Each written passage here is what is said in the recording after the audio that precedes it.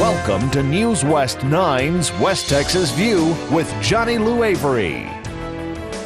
Welcome to the West Texas View. I'm Johnny Lou Avery, and it's so much fun today to introduce our program to you because you're going to love meeting Loretta Fulton. She's an award-winning author and journalist. She's been in newspaper business for a long, long time, and she has a whole string of awards to point up her accomplishments in this field. But I wanted her to come and talk to us today about the process of writing, and particularly for you young people who are aspiring to go into the writing field, whether it's in the newspaper business, magazine articles as a freelancer, or to write books. But I also wanted any of you who are just wanting to write for your own pleasure, maybe to write your family history, what's involved in putting together and having published your family history. So we've got a lot to talk about today, and it's such a pleasure to have you here, Loretta. And I know that we've got a full show, and I'm probably going to have to ask you back next week so that we can finish this, because I want to talk about your new book that was just released. Right. But today, I want us to start out by just talking about your background and how you came to be to choose this career. So talk a little bit about you and your background. I'm a native Texan, born in Wichita Falls. We moved some when I was growing up. My father was in the cotton ginning business, and we moved where the cotton production moved in Texas. We moved to Floydada, Texas, near Lubbock, when I was entering the 7th grade. I graduated from high school there in 1965, and then went to the University of Texas in Austin. I earned a Bachelor of Journalism degree there and graduated in 1969. And so, had you always wanted to be a writer, or was this something that you just kind of happened into? No, I was one of those fortunate people who I knew, as far back as I can remember, I wanted to have a writing career. And as I got a little older, I realized I wanted to be in newspaper. That's where I wanted to focus my work. But I loved writing all my life. That was my favorite subject in school. I always had a lot of encouragement that I was good at that, and it was something that came naturally to me.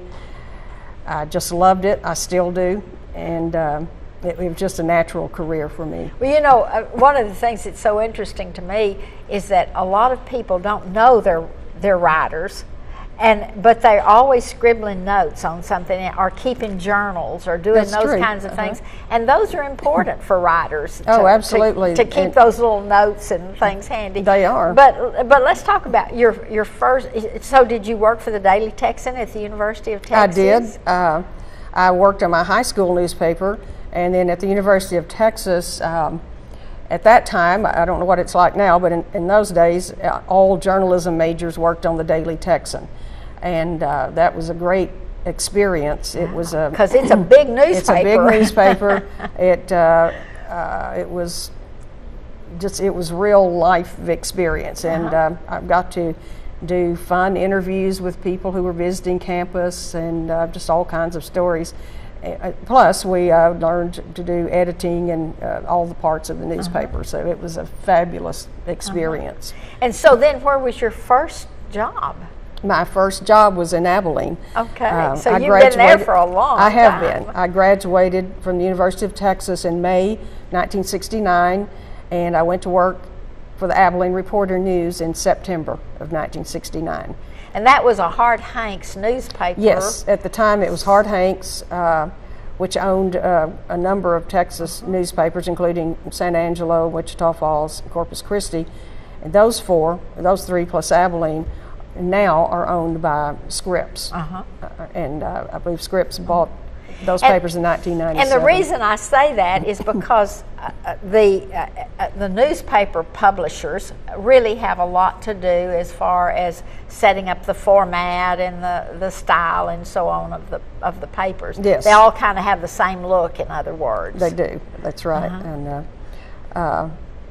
that's still the case. And so your Hart Hanks was a wonderful newspaper family.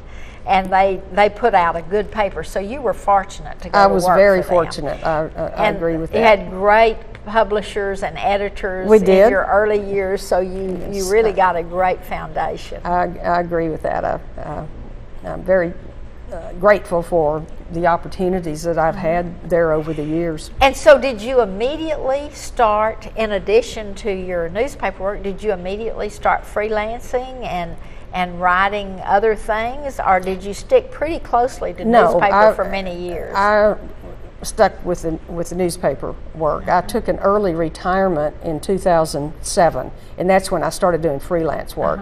But all the time that I worked at the newspaper, that's you were what devoted I did. just to that was a full-time job. And explain a little bit about the makeup of a newspaper, because a lot of people don't know that it's divided into areas, and there's an editor over each of the city desk editor and the sports editor and so on. Right. They're traditionally newspapers have had a city editor who's in charge of the local news content, and a sports editor, a lifestyle or life section editor. In the old days it was called the Women's News, but that's changed.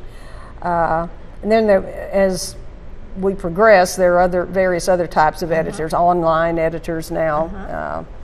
But yes, the paper is divided into various sections. So have you worked in every section, or have you pretty much stayed with lifestyle, religion? I've always been in news. Now I've done various types of news writing, but it's always been news, not sports, not lifestyles, but always in because news I noticed that one of your awards was from Abilene Christian University, and you received the Friend of Education Award, which means that you had done a lot of reporting about education and higher education. Right. And from 1997 to 2004, I was the religion and higher education writer for the Abilene Reporter News.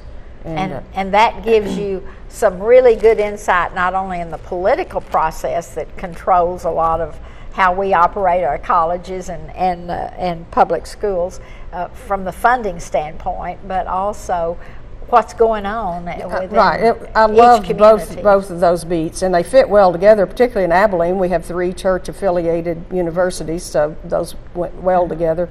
But I loved both of those topics. There are just any number of stories that and come out of both one of of those. the good things about your experience is you were at a hub newspaper, so you not only reported about Abilene but all of the area in between. We're going to have to take a quick break right now, but we're going to be back in just a minute and continue this conversation.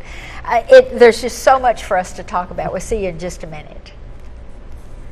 Okay, see, I told you to take on.